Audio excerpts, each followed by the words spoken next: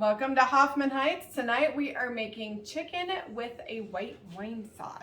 So we're going to start with the sauce first because you're going to need it to reduce.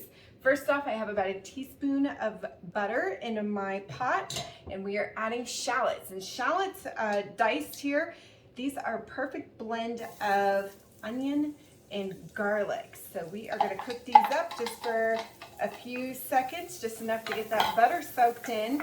And I just realized I took the trash out a little bit ago, so I've got a brand new trash liner in there, and I hate throwing away onions in it because then it smells like trash. So my trick is, because I do this numerous times, is I put it in a plastic bag for what I'm throwing away, and then that way it'll last a little bit longer in the trash without your entire trash smelling like onion smell. So that is what I've done there. This is ready to go, and we are going to add in 2/3 cup chicken broth and 1/2 cup of wine. And this is your white wine. We have a Pinot Grigio that we made from Hoffman Heights. Again, we will be doing a video on how to make wine.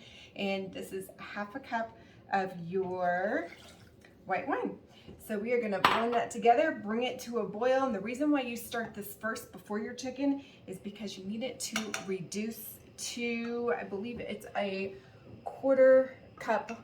It is a 1/4 cup down to that. So that is why it has to go for a while. And then we're going to add a little bit of extra ingredients, some cream and mustard to the afterwards. It's going to be a nice little creamy sauce on top of the chicken.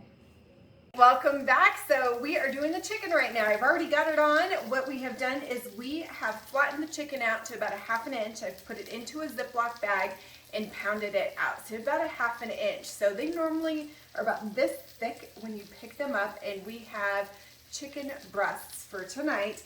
And I've clarified the butter. So if you take a good look in the pan here, it almost looks burnt on the butter, and that is because we had it on a medium-high heat, and that is where you get that clarification at, and it actually gives it a much better caramelized flavor to the butter. So we've added the chicken in, and we're going to do about 5 minutes on the first side, and then once we flip it, we'll do 3 minutes on the next side. It's the same thing when you're grilling burgers. You're going to do a little bit longer on that very first side and a little bit less time on the second side. We'll see you right back here in a second. We are now on to the sauce. You can already see that our chicken is nice and brown. We flipped it. It's got a few minutes left. So while it's doing that, I have already simmered down the sauce that we had talked about before to a 1/4 cup. It is very important you get exactly to a 1/4 cup. So we're going to add this back into the pot to warm up, and we are heating it up. We are also adding in 2 tablespoons of heavy whipping cream. We're going to add that in there, and we are also adding in about a 1/4 teaspoon, or you could do a 1/2 teaspoon, your choice, on Dijon mustard. Must be Dijon because you need a little bit of a kick there, not a yellow mustard.